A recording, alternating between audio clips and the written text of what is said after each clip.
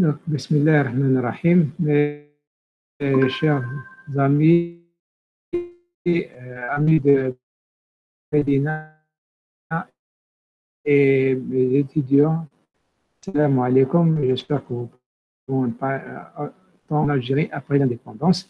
Et cette séance qui est intitulée Alger 1962-2000, une période postcoloniale où l'identité culturelle. Donc, on a déjà vu dans les séances précédentes, on a eu un panorama d'indépendance et aujourd'hui, on va continuer avec la formation et les quelques pratiques des architectes qui ont marqué c'est-à-dire l'architecture en Algérie. Donc, on commence par la formation des architectes. On le sait très bien depuis les séances passées que pendant la période coloniale, il n'y avait aucune formation aux architectes algériens et qu'après l'indépendance, on n'avait pas d'architectes algériens pour pratiquer ce métier-là. Donc, en 1963, on a inauguré l'enseignement d'architecture, plutôt des beaux-arts, pour former des architectes sous la direction de M. Rachid Ben Yelles et l'architecte français Léon Claro. Et puis, il y a Bouchama Abdelrahman, qu'on verra avec le diplôme d'architecture, était en 1968.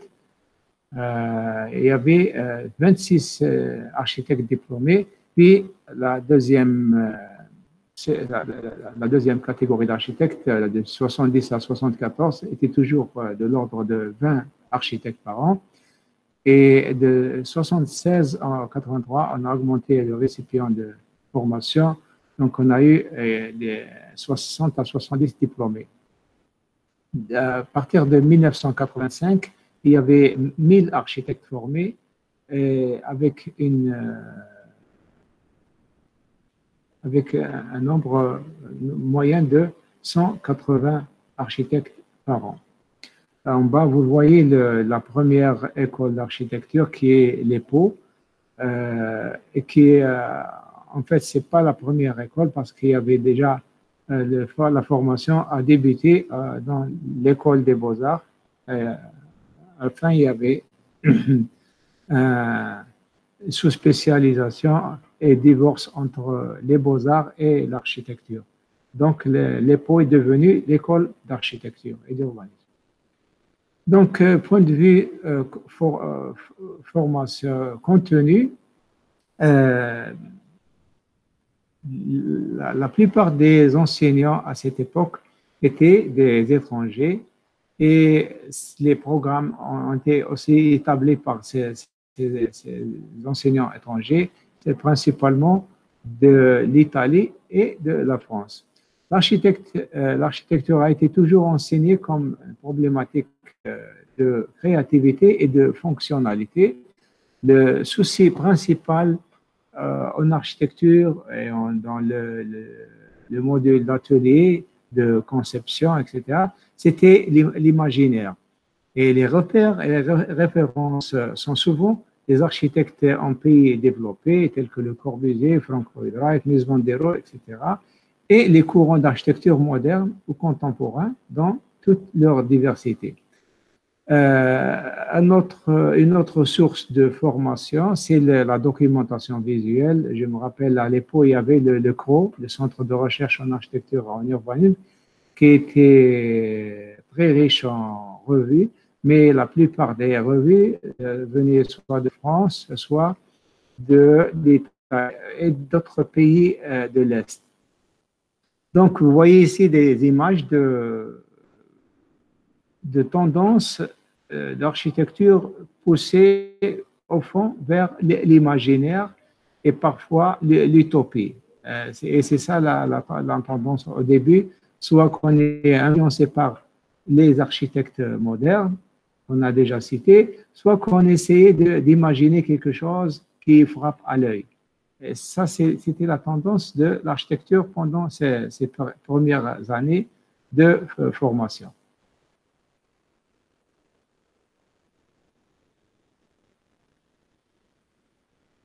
Bon, il y a un saut. Maintenant, on passe à un autre sujet qui peut s'enchaîner avec la formation. C'était question d'identité en architecture, parce que depuis les premières années, on essayait de trouver le chemin, bien la philosophie d'architecture qui répond soit à la société, à la culture du pays et à la géographie. Donc, d'abord, on commence par la définition de l'identité. L'identité, on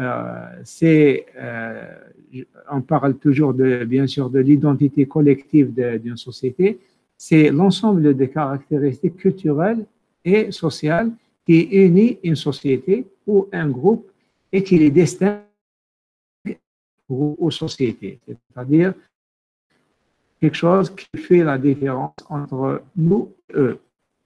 Le concept d'identité s'attache à celui aussi de la mémoire collective, dont les lieux et les immeubles constituent un cadre physique le plus concret. Bien sûr que cette notion d'identité ne concerne pas l'architecte, elle concerne beaucoup de domaines de sciences sociales et sciences humaines. Je me réfère ici à Maurice Halbwach, un sociologue, psychologue français, qui a écrit son ouvrage très intéressant sur la mémoire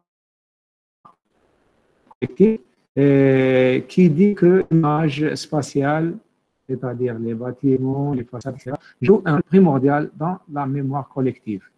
Et le lieu reçoit l'empreinte du groupe. Et réciproquement, chaque aspect, chaque détail de ce lieu a lui-même un sens qui est intelligible que pour les membres du groupe. Parce que toutes les parties de l'espace qu'il a occupé correspondent à un aspect différent de la structure de la vie de la société. Les conséquences sur notre cadre bâti, c'est ce qu'on voit dans notre période qu'on peut appeler post-coloniale, c'est ce qu'on souffre actuellement de l'ambivalence entre le déracinement de nos origines, parce que c'était la politique française pendant toute la période coloniale, et l'enracinement dans la culture française.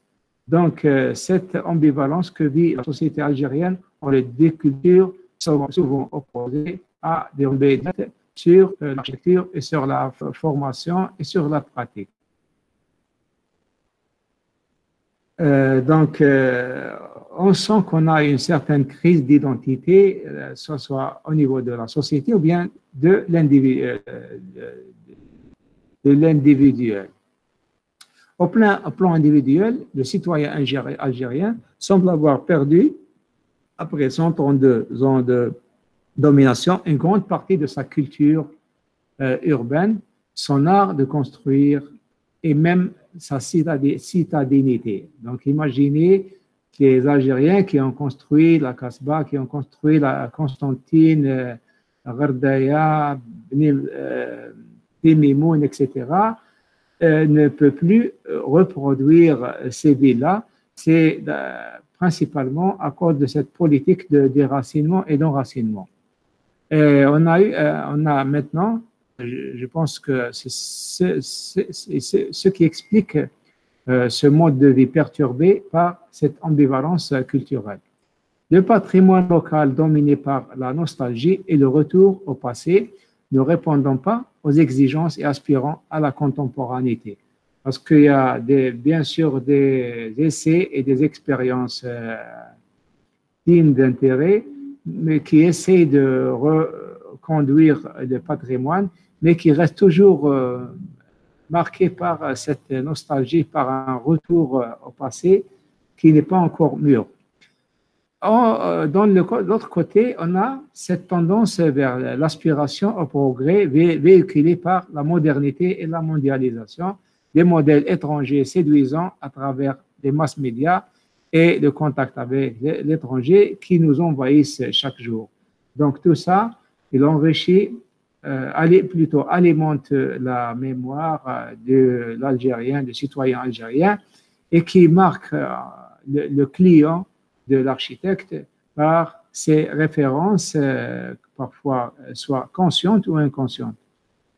Je cite ici les paroles de Amos Rapoport, l'anthropologue très connu, qui parle de l'abandon de la maison à patio dans la plupart des pays musulmans et qui explique ça que cette tendance vers la maison extrovertie s'est faite par des soucis de modernité plutôt que par une obsolescence fonctionnelle, climatique, technologique ou chronologique de la maison à patio.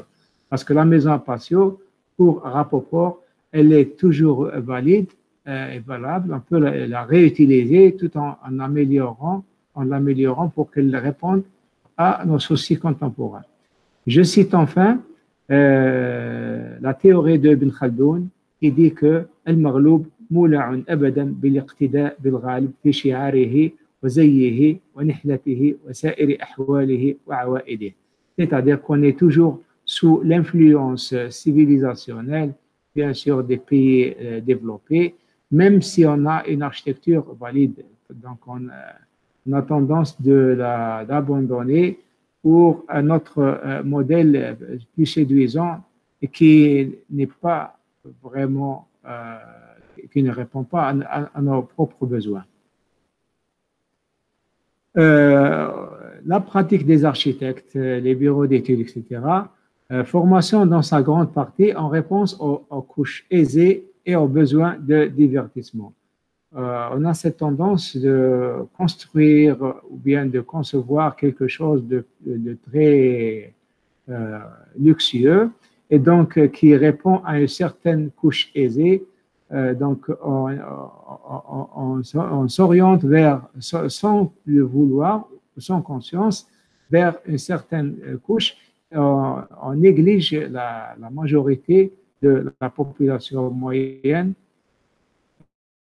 qui a des besoins plus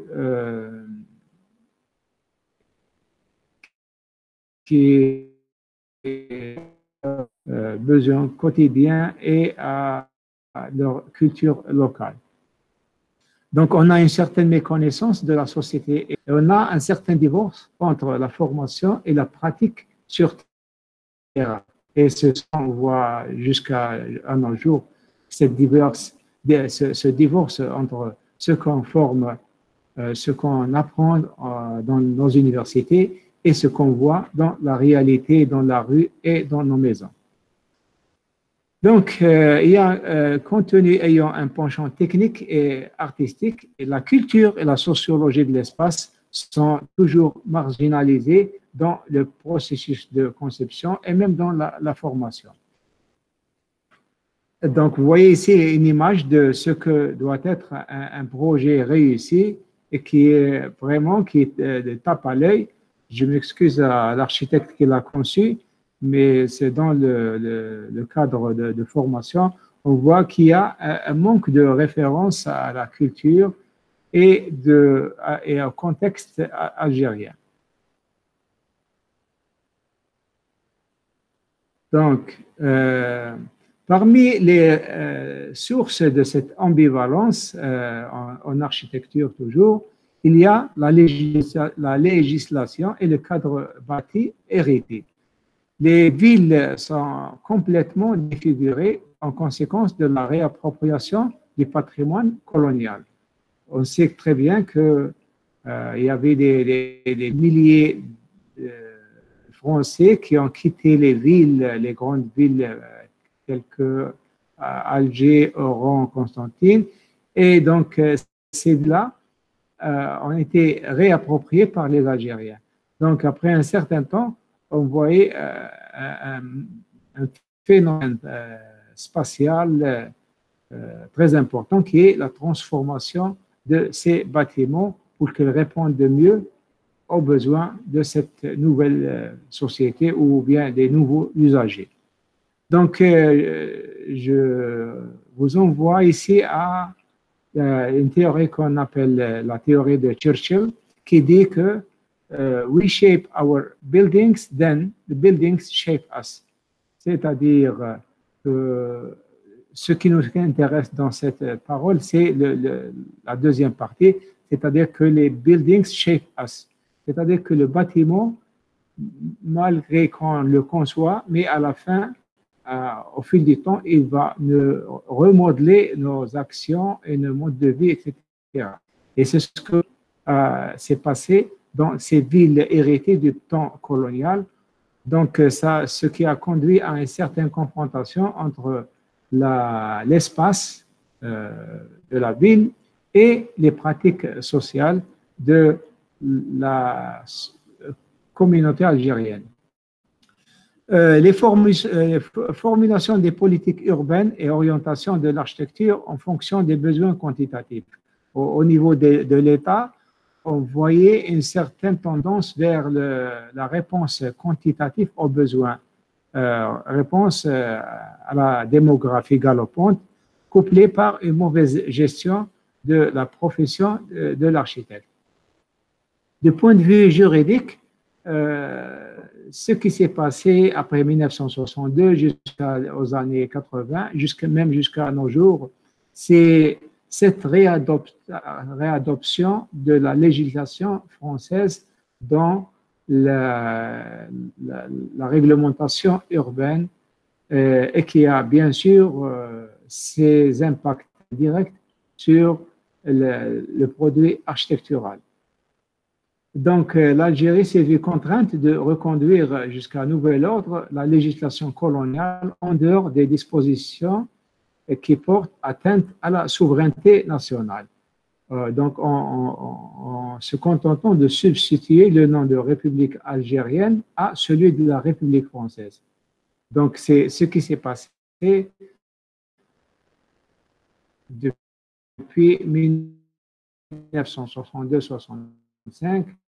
On n'a pas eu le temps de revoir cette doctrine législative qui dicte en quelque sorte le produit, l'architecture.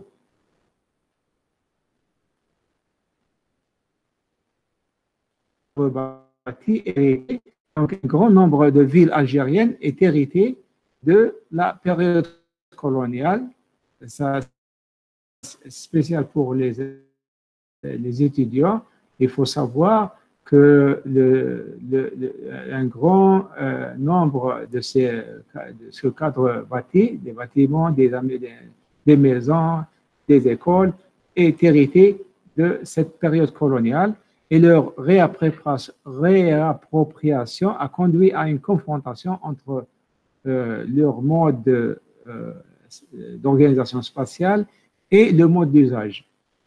Des conséquences directes sur la qualité d'espace, l'esthétique et la gestion. Donc, ce qu'on voit dans notre cadre bâti environnant, c'est le changement continu des façades urbaines dans la ville d'Alger et la transformation radicale à l'intérieur des maisons et des appartements, ce qui constitue un ensemble de sources inépuisables en architecture et en sociologie peut juger péjorativement et dire que ces gens ne sont pas civilisés ou qu'ils ne savent pas comment utiliser l'espace. Non, je crois que ces transformations émanent de besoins culturels et sociaux et des besoins quotidiens. Donc, il faut comprendre le comportement de cette société envers cette architecture exogène. Donc, ici, vous voyez des images d'un bâtiment hérité de la période coloniale où on voit les balcons qui sont complètement fermés et qui sont bourrés de choses là. Ce qui nous pousse à expliquer ce phénomène-là comme nécessité d'un espace ouvert au ciel et en même temps privatif et de l'ouverture de la maison vers l'extérieur avec une considération spéciale à l'intimité. Et aussi, il y a cette question d'évolutivité qui doit accompagner l'évolution de la famille. Parce que dans les bâtiments, on ne permet pas c'est-à-dire on ne permet pas un grand changement vu la rigidité de la structure et de l'organisation. Et c'est ça qui conduit à ces transformations continues et la déformation des façades.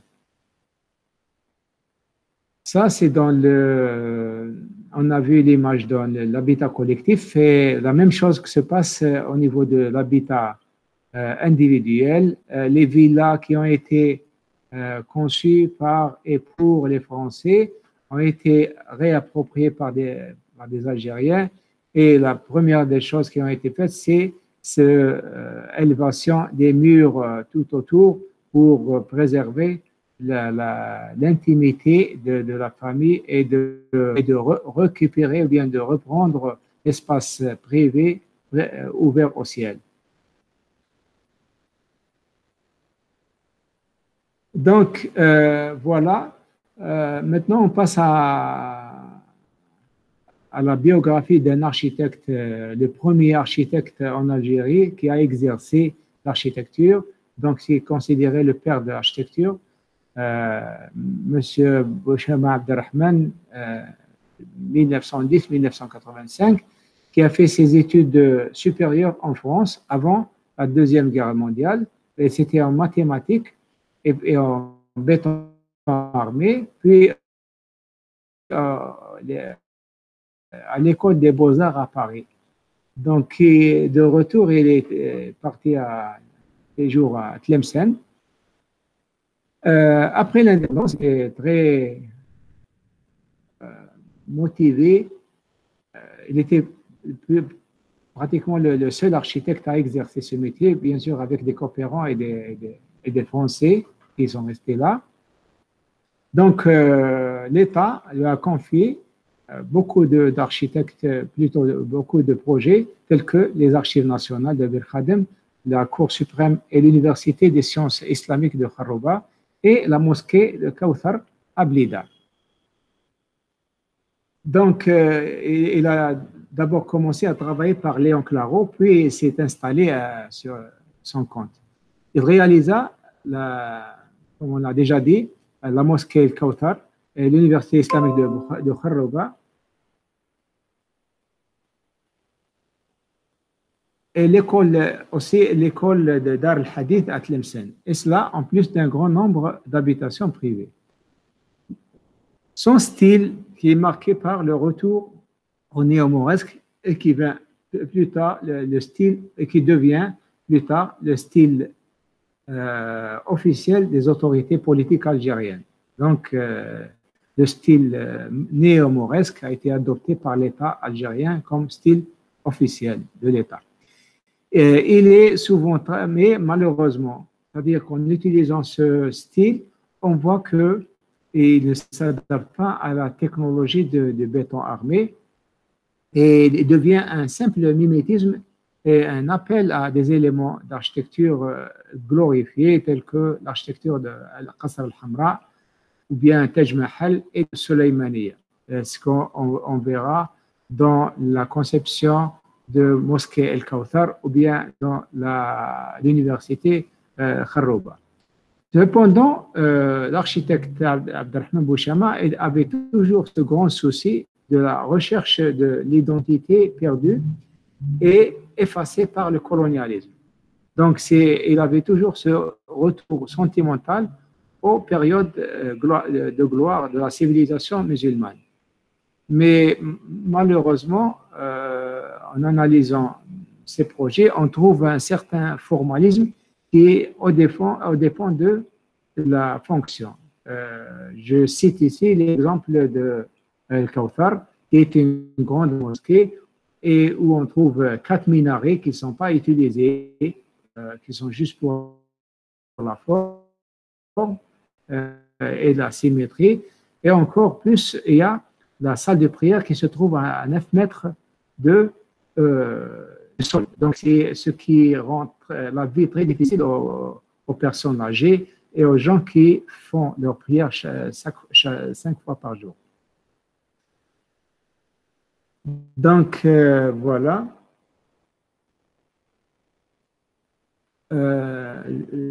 Voilà l'image de Al-Kawthar. Et en bas, il y a le centre des archives nationales à Bir Khadem. Donc, on voit l'usage du béton armé dans sa conception qui a souvent trahi son approche identitaire et réduit ses travaux à un simple mimétisme et un pastiche d'éléments révolus.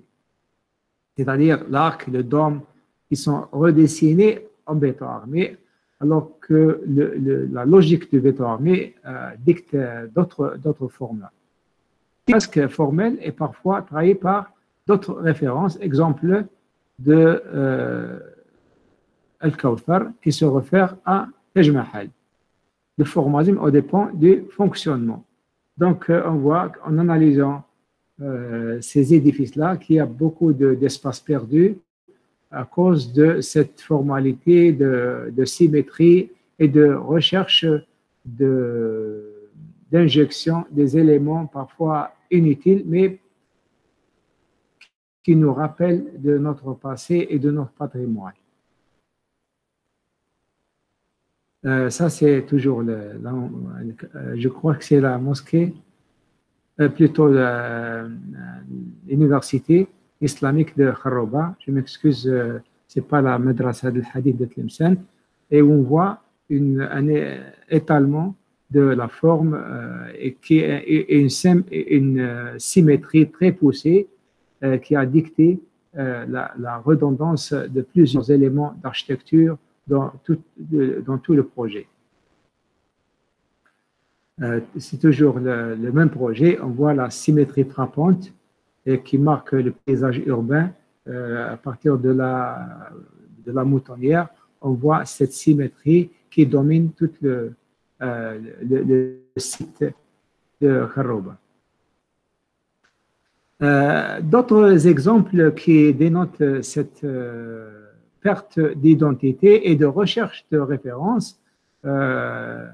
On voit l'exemple de la mosquée de Hydra qui est conçue en se référant au patrimoine local, entre guillemets, mais en fait qui est inspiré, à ma connaissance, des bijoux kabyles.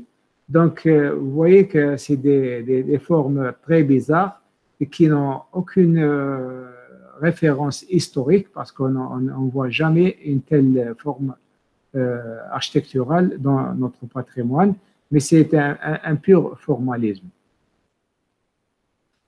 La dernière diapo qu'on voit ici, c'est une mosquée à Beni Mered, c'est-à-dire aux alentours de Blida, où on voit d'abord la symétrie des deux minarets, la forme du dôme qui est inspirée de l'architecture indienne et même les arcades aussi.